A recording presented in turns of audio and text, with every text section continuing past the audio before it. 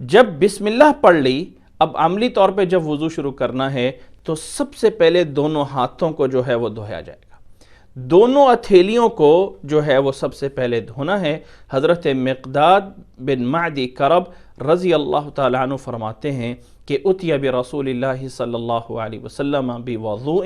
فتوضأ فغسل کفیہ ثلاثا، کہ اللہ کے نبی صلی اللہ علیہ وسلم کے سامنے وضو کرنے کا پانی لایا گیا تو آپ صلی اللہ علیہ وسلم نے سب سے پہلے اپنے دونوں ہتھیلیوں کو جو ہے وہ دھویا۔ سب سے پہلے یہ دونوں ہتھیلیاں دھونی ہے، اور ہتھیلیاں ہاتھ انگلیوں سے لے کے گھٹ جسے ہم یہ کہتے ہیں جہاں ہاتھ کے بعد آگے کلائی شروع ہوتی ہے اس جوڑ تک جو ہے وہ دونوں ہاتھوں کو اچھی طرح دھونا ہے، اور انگلیوں کے درمیان میں بھی پانی جو ہے وہ پوری طرح جو ہے وہ پہنچانا ہے۔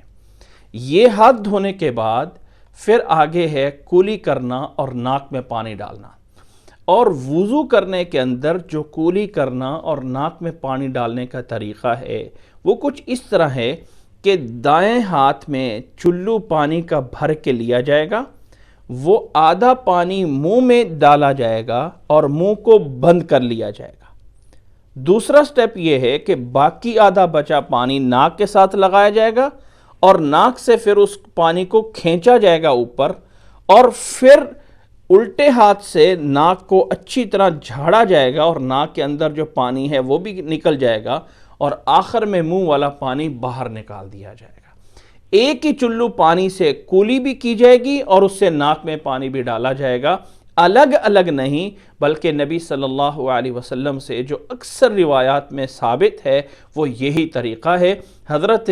عبداللہ بن زید رضی اللہ تعالیٰ عنہ کی روایت ہے جسے امام بخاری رحمہ اللہ نے 191 نمبر پہ بیان فرمایا ہے۔ فرماتے ہیں کہ اللہ کے نبی صلی اللہ علیہ وسلم کے وضو کو انہ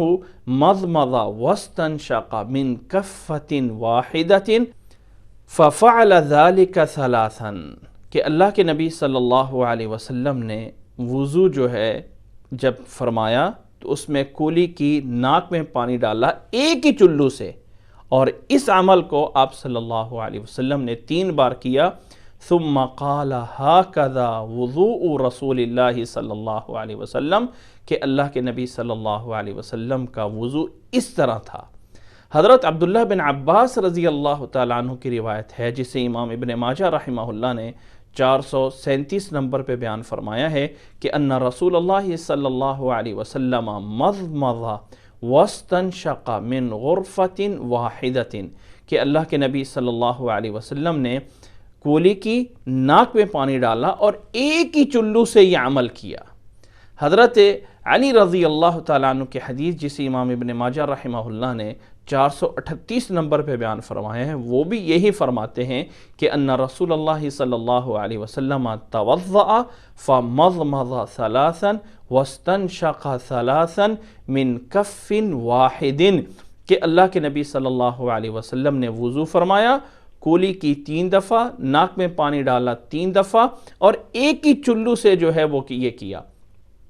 تو یاد رکھ لیں کہ بہتر افضل یہی طریقہ ہے کہ ایک ہی چلو پانی کا لیا جائے، آدھا منہ میں ڈال کے منہ کو بند کر لیں، اور باقی آدھا ناک کے ساتھ لگا کر اسے جو ہے وہ پانی کو کھینچیں، پھر الٹے ہاتھ سے ناک کو جو ہے وہ جھاڑ دیا جائے، اور آخر میں منہ کا پانی جو ہے وہ نکال دیا جائے۔ یہ ہے وہ طریقہ جو اللہ کے نبی صلی اللہ علیہ وسلم سے ان احادیث سے ثابت ہے۔ اگرچہ بہت سارے فقہا الگ سے کولی کرنا، الگ سے ناک میں پانی ڈالنا اس کو بیان کرتے ہیں، لیکن احادیث میں جو بیان ہوا ہے اللہ کے نبی صلی اللہ علیہ وسلم سے وہ یہی طریقہ ہے جو آپ کے سامنے بیان کیا گیا ہے۔ اور اس کولی کرنے اور ناک میں پانی ڈالنے میں ایک بات ذرا ذہن میں رکھ لیں کہ ناک سے پانی ٹچ نہیں کرنا ہے، بلکہ ناک میں پانی کھینچنے کی کوشش کرنی ہے۔ حضرت لقیط بن صبرہ رضی اللہ تعالیٰ عنہ بیان فرماتے ہیں کہ رسول اللہ صلی اللہ علیہ وسلم نے فرمایا کہ بالغ فی الاستنشاق الا ان تکون صائما،